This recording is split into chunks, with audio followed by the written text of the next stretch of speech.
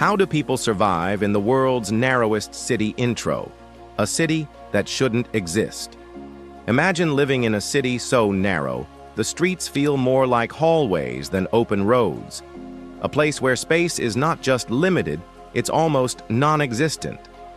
Welcome to the world's narrowest city, a place that seems impossible, yet thousands of people call it home. But here's the real question. How do they survive in such tight conditions? What sacrifices do they make? And what unique solutions keep life moving in a city where every inch matters? Stick with me, because this story will change how you think about urban survival. This isn't just about geography, it's about human endurance. A city this narrow shouldn't thrive, but somehow it does, against all odds. The birth of a squeezed city. Every city has a story, but this one was written inside the margins. The world's narrowest city began as a small settlement wedged between unforgiving terrain, leaving little room for expansion. Instead of sprawling outward, it grew inward, stacking homes tightly together like puzzle pieces. This was not by choice, but by survival. The people had to adapt, finding ways to live within boundaries nature imposed on them. And over time, what should have been a limitation became the city's unique identity. It's proof that humans bend, twist, and reshape their lives to survive. What was once restriction slowly turned into resilience. Streets that feel like tunnels. Here, streets aren't streets, they're tunnels of survival. In most cities, streets are open paths of movement. Here, they feel more like corridors, narrow, winding, and sometimes barely wide enough for two people to pass. Cars? Forget it. Many of these lanes only allow foot traffic, creating a maze-like feel that can leave even locals disoriented. But there's a strange beauty in this design. The city may look compressed, but every turn hides stories, street vendors, family-owned shops, and neighbors who live almost close enough to shake hands through their windows. The narrowness forces a closeness, both physical and social. Every step here feels like walking through living history. In these tight lanes, survival and community intertwine. Homes built like stacked boxes. Houses here are not built to impress, they're built to fit. They aren't sprawling mansions, they're stacked boxes, each layer carefully built upward rather than outward. Families live in tight quarters, making the most of vertical space. Bedrooms double as storage, and living rooms often serve 3 different purposes throughout the day. Yet creativity shines here. Foldable furniture, hidden compartments, and clever architecture turn small spaces into functional homes. What seems impossible to outsiders is simply daily life for residents who've mastered the art of living small. It's not luxury, but it's ingenious. In this city, survival is measured in square feet, a marketplace in the walls. Markets here aren't places, they're corridors of survival. Where do people shop in a city with barely any streets? The answer: markets spill into the narrow lanes, turning walls into stalls. Fresh produce, handmade goods, and household essentials all line the tiny corridors, creating a shopping experience unlike any other. It's crowded, loud, and chaotic, but also vibrant. The lack of big box stores and wide streets means residents rely on small local businesses, strengthening community ties. In this city, shopping isn't just about buying, it's about connecting.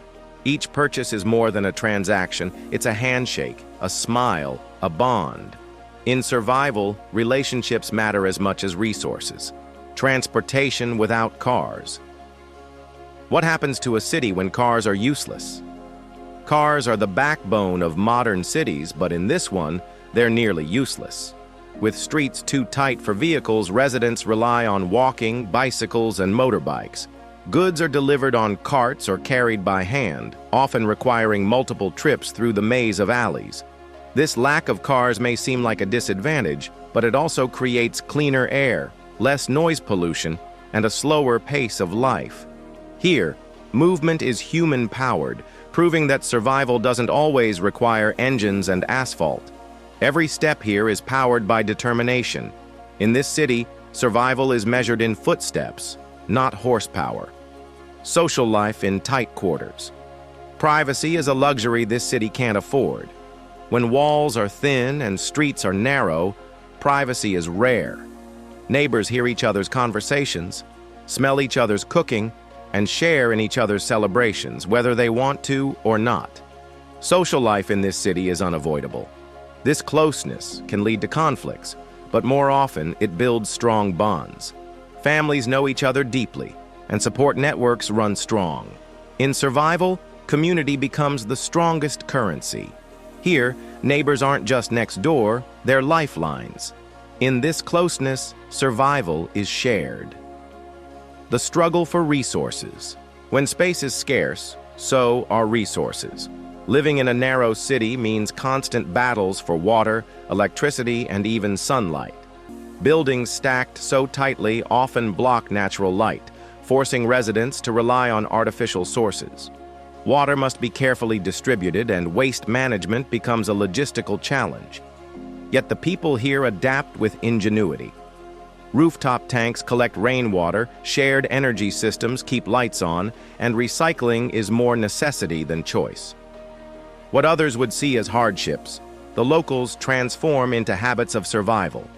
Scarcity creates discipline, and discipline ensures survival. In this city, every drop, every watt, every ray of light matters. Festivals that light up the walls. Even the narrowest streets can burst with color. Despite the challenges, joy thrives here. Festivals are not canceled by narrow streets, they're enhanced by them.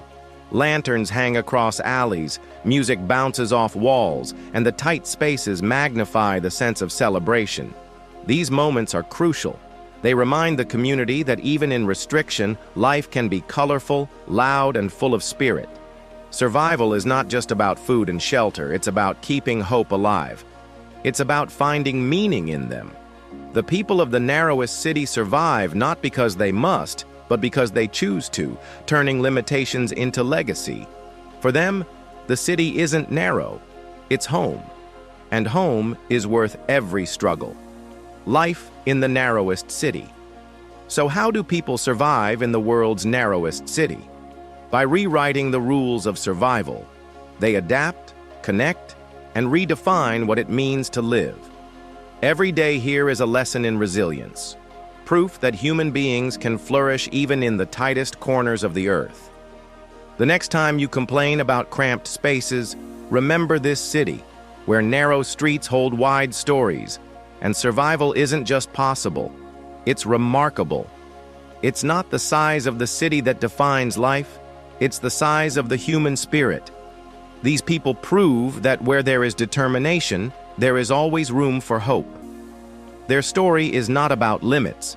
It's about limitless strength hidden in narrow walls. Thank you for watching.